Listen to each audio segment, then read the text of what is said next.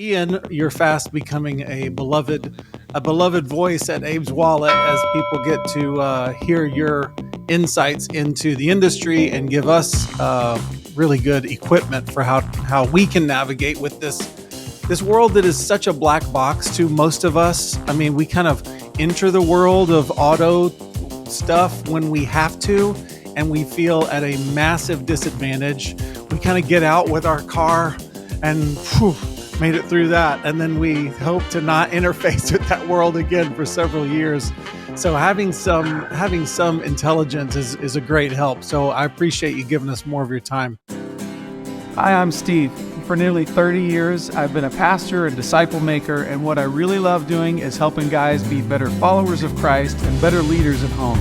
I'm Mark, a certified financial planner with an MBA and an Ivy League degree who wants to make sure you're making the smartest money decisions possible. And this is Abraham's Wallet. Join us weekly and create a culture in your family of multi-generational prosperity, spiritually, relationally, physically, intellectually, and financially. Run your home, your dough, like a biblical boss.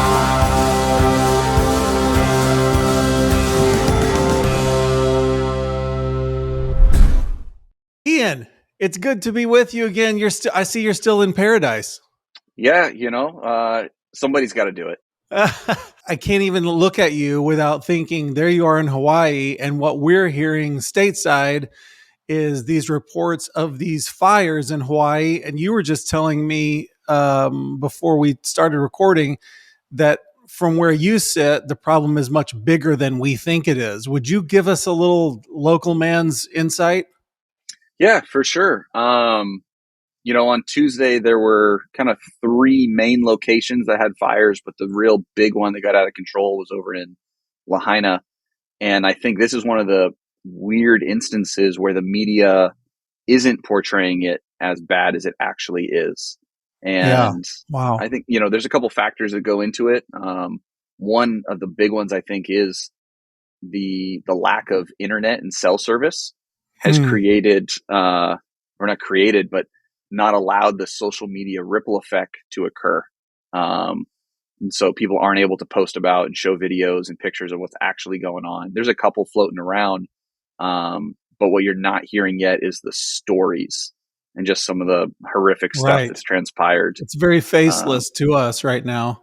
Yeah. Just the scene is all it is, kind of. And you're not seeing the devastation with the people and what's actually going on. And I think, unfortunately, from an infrastructure standpoint, this is something that's going to be years and years and years of rebuilding. I've had some local people compare it to like Hurricane Katrina in terms of how do you rebuild? Where do you put people in the meantime? Where do you house the people that are going to help with the rebuild? And yeah, just that infrastructure standpoint is going to be quite a challenge to overcome. You were saying that there were thousands and thousands who are without their homes, and there are hundreds, and that number is growing, hundreds that are being accounted for as having been killed. Yeah. The number keeps going up every day. And I think there's still over 1,000 people missing. And we're on an island, and so it shouldn't be that hard to find them. So unfortunately, I think as time goes on, that death count will continue to rise, and the stories will start to come out. Well, I would just ask anybody if you can take a moment and pray for the people of Hawaii and what so many families are going through there. We can hardly empathize. So let's just ask that God shows grace and mercy. That might be the best thing that we could do today. Well, Ian, moving into your world of expertise, I thought we would start by just running a few things by you that have kind of crossed my radar lately to get your take on them. I have an old classic waxed with diapers, Land Cruiser that's in very good shape right now. I'm sure you're aware of this new Land Cruiser Reboot that Toyota is doing. Have you seen this thing? I haven't seen any of the renderings. No, I mean, I've heard the buzz of people talking about it's coming. But I Yes. haven't seen any of the photos yet. No. Okay. Well, then it'll be my pleasure to just tell you that Toyota has declared that they're going to be making a Land Cruiser reboot. It's going to come out in 24. I think they had enough of seeing all of these rebooted Broncos kind of taking over the world, and everyone's so excited about this kind of retro looking vehicle. And there's so much love around the Land Cruiser line. So they're doing exactly the same thing. They're just updating the shape of it. That you can get one model that's got the old circular headlights, and then you can get the new looking rectangular headlights, etc. And it's all very LED and electrified, et cetera, et cetera. Um, and they're doing the same thing that Bronco did, where it's kind of like it's ready to go into the wild, So they've got rock plates underneath, and you can buy the lifted version, and one of them has their first 5,000 units, which they say they're gonna sell out on those before they produce them, has like a refrigerated unit in the console. Like there's a refrigerator built into this thing. There's this huge power converter in it, so you can go live offline for a while. The kind of exciting thing for fans of that kind of car is that I saw that when the Land Cruiser was discontinued in 2021, the minimum price to get in was $87,000. That was the baseline. And they keep saying that this new Land Cruiser is going to be in the mid 50s. So that's kind of exciting. Yeah, that's going to be great. Do you have any thoughts about like the Bronco reboot? There's been such demand for that thing that you can buy them resale for like 160% of the sticker price. What have been your observations about that thing? Yeah, it's interesting to observe just kind of the craze around it, right? There's Yes. there's no other reason really other than just kind of like a fanatic following. Yeah. When you get in it and you drive it, you're like, okay, like it's It's it's an nice, SUV. but it's nice, but it's not all that impressive. It's kind of a Right. mix, I would say, between like kind of that FJ Cruiser, Jeep Wrangler type of a rig. Right. And so yeah, it's like, all right, it's new, but it doesn't blow your socks off. Yeah. Yeah. But it looks great, and I think that's Yep. what people are really after, is that look. And I think Jeep has dominated that market for so many years, and people that maybe aren't interested in a Wrangler are able to have another option now. And it's just kind of the new shiny object, latest and greatest thing out there. But yeah, the price point hasn't come down. It's still up there. I just noticed this. I was just in Florida last week and just noticed what you just said. I mean, I had the same sort of realization. Oh, this isn't competing with Forerunners. These things, they're competing with Jeeps, because I noticed that. I mean, I didn't even know you could do this with these new Broncos, but I saw these new Broncos running around the Destin area, Panama City, and they've removed all of the doors from this thing, and they've got the expansive sunroof or the whole convertible thing, and I'm like, that's a Jeep. They're using these things like they're a Jeep. And so anyways, very interesting. That was one of the big narratives when like they first debuted it, was everybody was just hating on it as a Jeep copycat, because it was so many little features like that, where you could take the top off this way, and you could take the doors off, and you have the fender flares, and it was like, yes, it's a Jeep. And I think Ford was saying, feel free to laugh at us. Knock yourself out as we sell these like hotcakes. Yeah, good timing on their part. Yeah. Next thing. I hear various things about the EV market in general. I hear it's the future. Obviously, the government is pushing for this. Everybody needs to buy an electric car. But also, I hear, like back to Ford, that they have these thousands of EVs that are sitting there unsold. And you occasionally hear about the car that's battery blew up, and everybody had to leave the car because it set on fire. What do you think about that whole market? Is that what do you think? I think there's definitely almost a storyline that's going unnoticed in terms of the ability to be first to market Yeah. gives you an advantage, but only for so long. Yeah. It's only while you're first. And Yeah. so as more and more options are coming out, people are starting to go, oh, is this not all it's cracked up to be? Or, oh, why are their sales dipping? And it's like, well, no, they had this immediate rush because they were first to market, or there was a lot of people waiting for this particular model and whatnot.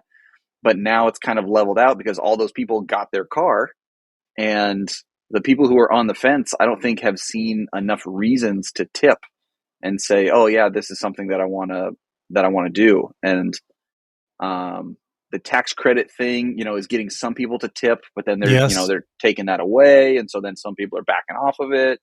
I think the one that'll really reinvigorate the industry is the Volkswagen bus. I don't know if you've seen pictures of that, but I that haven't is, seen pictures of it. I just heard about it. yeah, I think we're about 14, 15 months away from seeing it here. Awesome. They have a 2-row option overseas, but the American one is going to be a 3rd row, like a van. And it just looks killer. And everything about, I mean, it's been in the works for like over 10 years. They've been talking about this thing. Wow. And so I think that's going to be one that really kind of disrupts the market in terms of it's cool, it's nostalgic, capacity wise. It's not just like a little Model 3 that's a commuter car. It's a family car. You can put everybody in.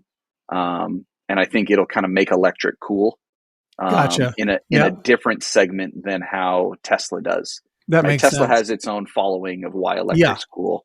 But Yeah. I think the iBuzz will do that as well, more so That's for the great. family market. That's interesting. Do you have any thoughts on these Rivian vehicles? Do you have any qualms? Yeah, I don't have any qualms with them. The biggest red flag with some of these smaller electric companies like Polestar, Rivian, is the infrastructure around servicing them. Right. And the big red flag that comes up for me, this happened a couple of years back, is if there's a recall, right? So Tesla has the mobile service. Well, they'll come to you and they'll, plug the software in, fix something, open up the Right. dash, fix whatever they need to fix. But if you have a recall on the struts, what mobile Tesla service is going to come to your driveway and put your car up on jacks and replace the struts? That's right. And so this actually happened a few years back, where overseas, I believe it was in China, all of the Teslas got recalled, but the recall never hit the US. And so I always had, wonderings around, why did that not make its way over here if it was an issue over there? Is it purely just political there, or is it because it would bankrupt the company in terms of they wouldn't be able to handle it? And not necessarily bankrupt, but it would just create such a poor presence for them, where people are going, well, why would I buy one of these when I can't get it serviced? I can't get something Right. basic taken care of. So I think ultimately with a lot of these smaller electric companies, they can make a really good product, but what does that look like in the future? And is that the burden to service them actually put on independent shops, dealers? Right. You kind of enter a new sphere of like, okay, how do I find a reputable electric mechanic that doesn't work for the brand? That's a great point. And this is, it's kind of history repeating itself, because this is what happened with most manufacturers 180 to 100 years ago. Was everyone was direct to consumer. Ford sold direct to consumer, GM sold direct to consumer, and it got to the point where they couldn't service the customers after the sale. And so they said, oh, we'll come up with this great idea where you can become a dealer, you can become a franchise, and you're now the middleman in between there. And you get to deal with all the drama of all these people who are upset coming back. Yes, indeed. And they pitched it and presented it in such a way that people said, okay, yeah, we'll do that. That sounds great. Because when you look at a dealership model nowadays, you deal with all the junk, you deal with all the drama, and you play the middleman of talking to the manufacturer and going, hey, we need help with this, we need support, I've got customers that need this. And then you have to communicate that to the customers. And so you play this kind of liaison for the customer, for the consumer. And I think that problem is going to repeat itself Yeah. in the electric sphere with some of these smaller manufacturers. You made that point the last time that we talked, which was kind of enlightening to me, that if you, especially when you're buying a newer vehicle, to look through the purchase and look into the future and think, I'm buying all of the service that I could get here as well. I'm buying all the expertise. As I'll tell you in a second, I've already been the beneficiary of your thinking, which is you want to be connected to like the best service that's right there, and they know how to do these things. So I'm going to move on to telling you about my personal transactions. So in a few months ago when we talked, I told you that I'm looking to move this Land Cruiser and I need a replacement vehicle. I need it to be 8 seats, but I don't want the giant kind of Sequoia Escalade thing. I want as small as I can get with 8 seats. And there are some 8-seat models where the back seats are like smashed against the rear window, and I don't want that. I've got to have room for backpacks, etc. As I'm taking kids to school. You said you understood this issue and you gave me a tip, and I'm here to thank you in front of God and everybody. Thank you, Ian, for your great advice. Okay. I shopped around and we had said that my finalists were the Kia Telluride, and you mentioned to me, what about our good friend, the Volkswagen Atlas? And I was like, I don't know nothing about Volkswagen Atlas. And you'd said that there was a special deal on the 2018 and 2019s. You said there's this magic moment that they have. Would you just recap that for us? Yeah, basically just a sweet spot is what I call it, where when they debuted the Atlas in 2018, they were coming off the tail end of some of the TDI diesel scandal stuff, as well as putting a new SUV into the market where they hadn't had a third row SUV in the American market before. And so I think to try to create a real positive image, they did a 6-year bumper to bumper warranty on it, which is pretty unheard of when it comes to, warrantying electronics and everything else that goes into it, air conditioning, window motors, all this stuff that breaks. Yeah. And so, yeah, just kind of a sweet spot because you have that bumper to bumper warranty, but they depreciated just like normal cars do.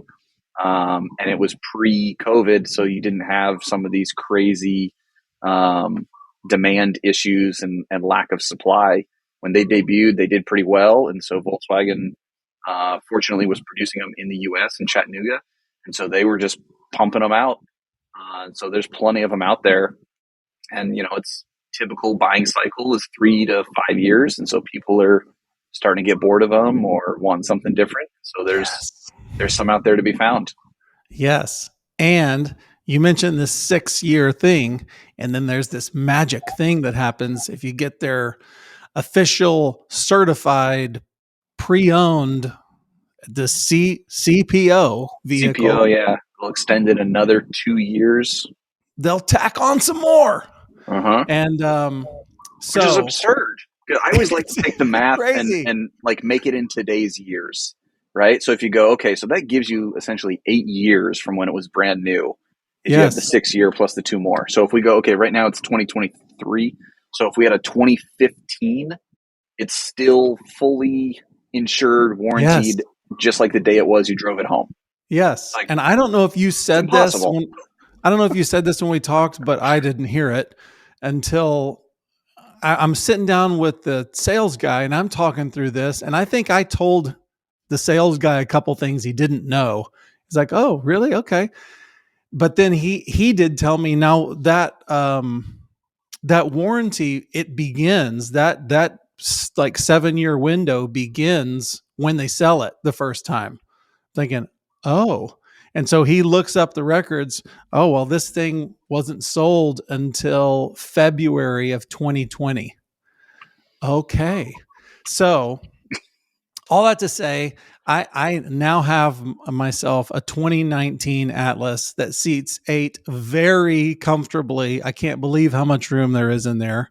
It has room behind the third row. I have put a roof rack on it. There's tons of room. The week after I bought this thing, I drove it to Texas, and I had all of my kids' camp stuff, and we had lots of luggage, plenty of room, no problem at all. And it will be under warranty, bumper to bumper, until February of 2027. Amazing. So Incredible. I'll just tell you, I've never bought a car that nice or new before.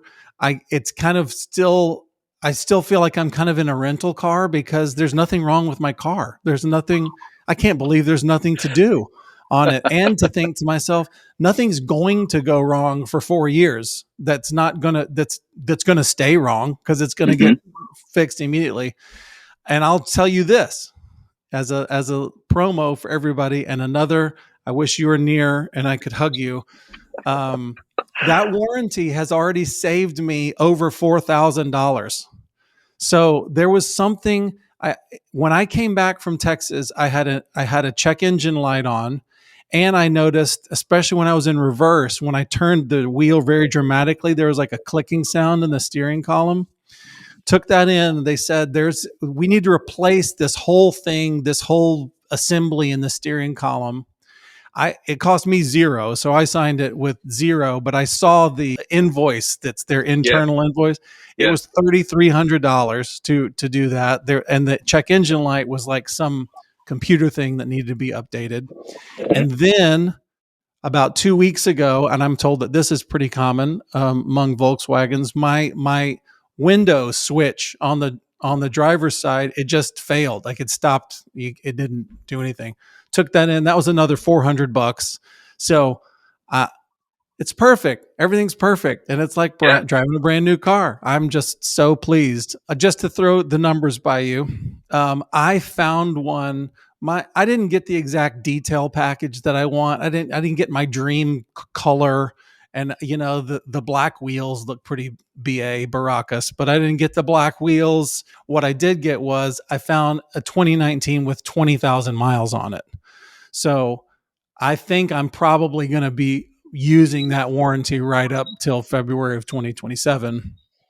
And they wanted 31,000 for this car, and I'd looked around enough to go like, that's fair. I kind of felt like I had a good rapport with the sales guy, and I was like, I'm not here to steal your money that you're going to make off of this deal, but you think there's any give here?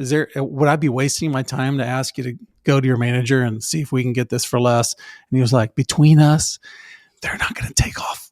They're not taking off $10 on this price. I'm telling you, and I'll do it. I'm happy to do it. I'll go represent you, and I'll be your lawyer to the manager. But I'm just telling you, they're not going to budge on this price. So, anyways, there was really no negotiation on price, but I'm very happy with it. And so happy with it that my good friend Samuel Adikalum in Indianapolis, I had a conversation with him. He ended up buying the same thing about 2 weeks ago. So we're very happy. So any thoughts on that process? Having just that peace of mind. Have you noticed a difference in terms of like day to day or month to month of like peace of mind of like, I don't have to worry about this. I'm not concerned about. I've got 5 years before it's even a thought. Of course, I feel like I'm living for free. It's amazing. I just love that part, that it frees up some headspace to be able to go, this isn't a worry I need to have in my life. Let's solve this problem for a couple hundred. Because in my opinion, that reality, that difference in price is a couple $100.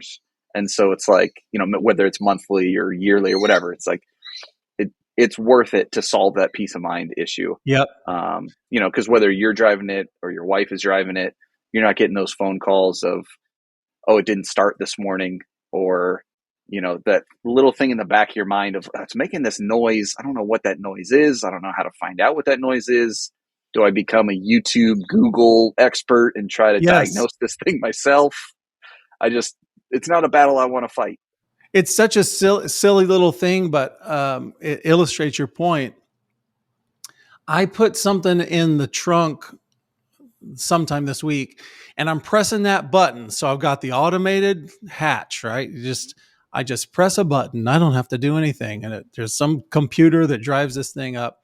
and I'm pressing the button and it's sitting it down. And I'm thinking to myself, this thought went through my head, Steven, you press that button enough times and this thing's going to break. And I say to myself, it doesn't matter if it breaks, Steven, because they're going to replace it for free. It's all taken care of. And I'm like, press that button up and down, tailgate up and down. Well, let's go. It's very interesting. Yeah. How, I don't know if that's poverty mindset or there's something that's like preserve the number of times you press the button on the I was just going to joke and say, is that mom's voice or dad's voice? Don't push that button. Don't you push that button anymore. I don't know. But let me ask you this. I hadn't planned on mentioning this, but when you mentioned the peace of mind and removing that worry from you. So my mother lives in Houston. She's a widow, and she is going through the process of selling all the old cars. And of course, I live hundreds of miles from her. I want her to be in a car that creates zero challenges for her also. So I'm pushing for her, like, get rid of all the used cars, buy a newer, nicer car. But one thing that's come to mind, I'd love your opinion on it, is would she be better served to lease a vehicle so that so that it's all of the maintenance is taken care of, and with 3 years or 4 years or whatever, she just kind of re-ups. What are your thoughts? My mom's very similar circumstance. And so I lease her a car every 3 years for that reason exactly. Because I just want to know if anything happens, it's taken care of. I'm in Hawaii. She's in Washington. There's not a lot that I can do from this far away. But yeah, it's a true, what I call fixed cost of ownership. So I prepay all the maintenance. It's got the warranty, all that. And so it's like, mom, put gas in it. Make sure you pay the insurance. You're good to go. Awesome. And typically I would say for somebody in that stage of life, they're probably not doing a lot of driving. And so that's where leasing works really well, is for the people that aren't racking up a ton of miles. If you do a ton of driving, leasing's probably not the most economical answer, unless you're starting to get into some of the tax benefits and the write-off and all that. But for that circumstance, I'm a big fan of leasing. I've done it. I think this is our third go around doing it for her. And it's been fantastic, because at the end too, you've got that option to go, do we want to keep this, or do we want to sell it? Or do we want to lease another one? Do we want to trade it in? At the end of the lease, you get to evaluate, okay, this is what my buyout is, my residual. And essentially what you're looking for is the car worth more than that or less than that? And if it's worth less than that, I just turn it back in, done with it, and I'm back at zero. If the car is worth more than that, I can trade it in or I can sell it. And so now I get to capture any of that equity. Cool. And so you either get to start at zero or you get to start with equity. And so it's a great risk mitigation tool in terms of some of just with all the unpredictability we have, it gives you some fixed numbers to go off of in terms of knowing where you're going to be 3 years from now, what that expense is going to be for the next 3 years, that kind of thing. So for somebody remote, far away, I love the leasing option. I think it makes a ton of sense. Well, you did such a good job advising me on what to get. Why don't I just pick your brain for my mom's sake? Which is, I want her to have a small kind of crossover vehicle. I want her to be a little bit higher so she can see over sedan traffic. I'm thinking something like the Nissan Murano, the RAV4, that kind of a size. Any recommendations that are better than anything else? It's definitely going to come down to her preference. And so I think it's allowing her to be kind of, to be blind to the brand and narrow down to 2-3 options and go, mom, whether you go with her or you send her out on a solo mission and you say, go drive these 3 and let me know what you think. Allowing her some opinion in this one felt nicer. She might not be able to articulate, it's like, I don't know why, but maybe that seat ergonomically is a little more upright, or, the way the hood is sloped, it feels, my mom's 4'11". And so it's a big deal in terms of what the hood slope is for her, because it dictates whether she can see over it or not. And then the other part, like you mentioned already, is how close is the nearest dealership of that brand to her? Yes. Is it an hour away or is it 10 minutes away? And that might sway your decision a little bit too. But I think ultimately, narrowing it down to a couple. I'm obviously a little bit swayed by some of the Volkswagen brand. I think they've done a great job in terms of delivering a very quality product that they kind of position themselves as this in between where they're not competing with BMW, Mercedes, Lexus, but in terms of price point, historically, they've always been more than the Hondas, Right. Toyotas, that kind of Dodge, Chevy, that kind of stuff. And so they're kind of living this in between where it's a little bit more money, but it's also a lot more quality. And so I really appreciate a lot of their products. I think they do a good job making everything very intuitive, easy to use, Apple CarPlay, that whole thing. Yeah. So Volkswagen has a small SUV they just came out with 2 years ago called the Taos, Taos. And that's the exact size you're describing. It's a little more upright. It's a 2-row SUV. Kind of almost a little mini version of what you've got. Awesome. So I would say, a Taos, maybe a RAV4. This is where it gets into like, is she ever hauling the grandkids around? Does she ever need so my mom drives a Tiguan, which is kind of in between a Taos and an Atlas. And it has what we talked about earlier, kind of that courtesy third row. It's just a smashed, cramped little third row. Yes. But my sister who lives near her has 4 kids. And so once in a while, if she needs to take a couple kids with her, it's nice having that extra space and having the trunk space, be able to throw stuff in there. So at the end of the day, I think having her drive it ultimately is what it comes down to. That's the easiest way, I think, to shop is you narrow down to 2-3 options. You drive them all back to back, and then you kind of reevaluate, reassess, and go, okay, kind of pro con. Here's how close this dealership is to the house. Here's what I like about it. This one felt the best, or I didn't notice a difference between these two. But I think you can't go wrong in that small SUV market. Mitsubishi makes a decent product in that model line as well. They've got the Outlander Sport and the Eclipse Cross that they've done some redesigns on that are small SUV, long warranty. The trouble there is there's not a ton of Mitsubishi dealers. So finding one close to you sometimes can be a challenge. Right. So getting out, checking out Google Maps and seeing what dealerships are near her wouldn't be stupid. No, not at all. Okay. Well, I'm going to throw it over to you and let you tell me a couple of trends that you have seen in the market in the last couple of months. Thank you very much for the advice, and we'll keep you abreast of what's happening with Steven's mom in Houston later. But just tell us some things that you think are salient to us hearing about what's happening in the industry. Sure. Before we do that, do you still have the Land Cruiser? I do. And the reason that I kept it is because now that we have a very unique situation, Ian. For the first time, I have a vehicle that my wife is willing to drive. So this is very new around our household. So what's happening is right now, this morning, my wife's had some dings and scrapes on her Mercedes that she's been putting off forever to get dealt with and get the insurance, blah, blah, blah. So she took it in this morning because she's going to drive my new Atlas for a while.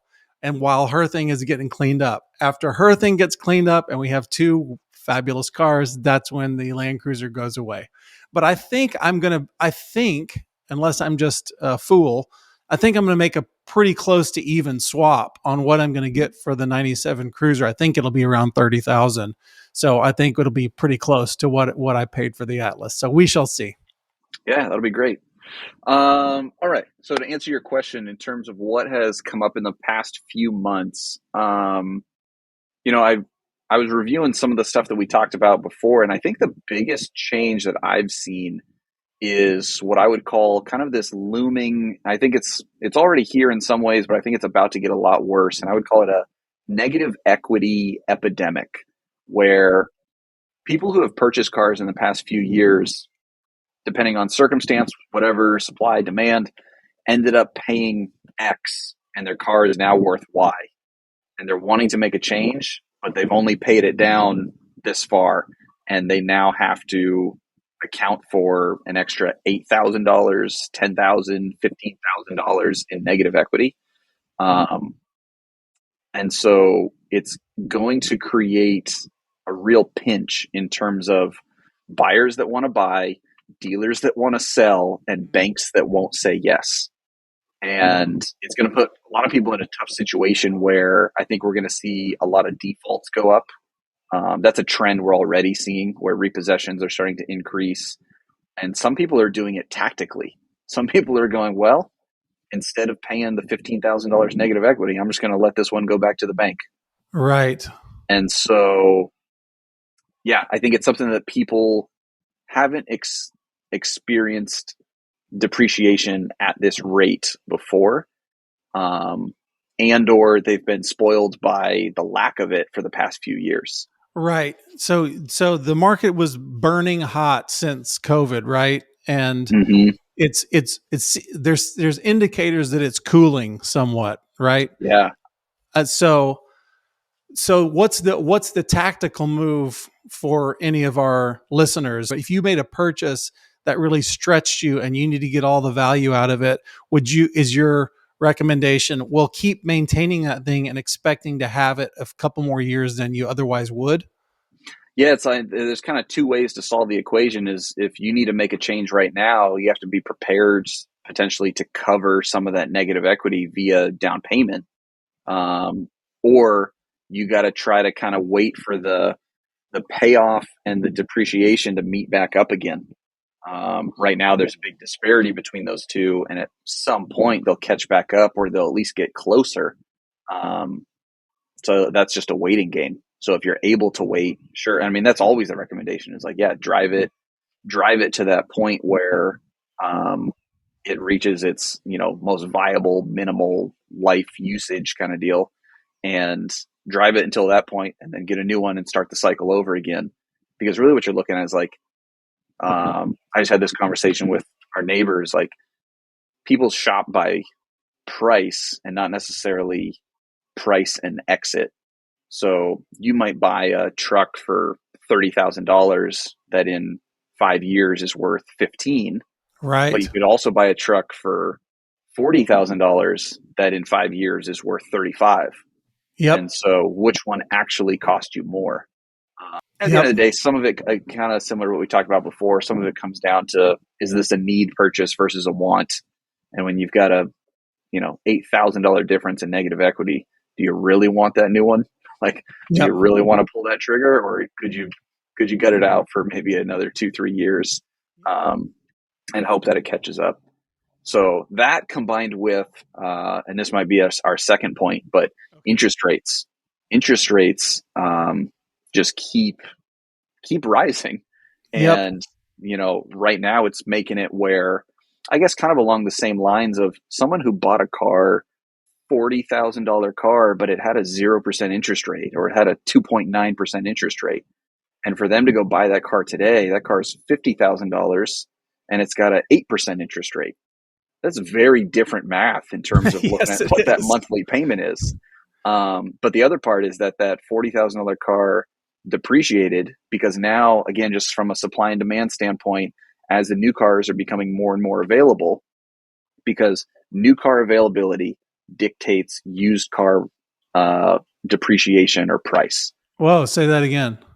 New car availability dictates used car depreciation or price.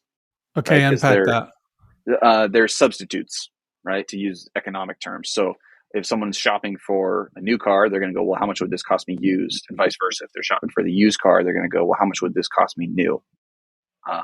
And so from that substitute standpoint, it's making it where, as the new cars start to become more readily available, we don't have that constraint anymore. And so in order for someone to pull the trigger on a used car, it has to be significantly less. Whereas before, the availability on the new car was so scarce. And that's where we saw new car prices were starting to stay up, and used car prices were actually more than new car, because you couldn't get the new car, right? So it wasn't necessarily that we had this anomaly where used cars cost more than new cars. It was, no, used cars just cost this because there are no new cars. And so now, as the new cars are starting to come back into the market and become available, the used cars are taking this huge hit, this depreciation, and that's what's causing people to have this big negative equity piece.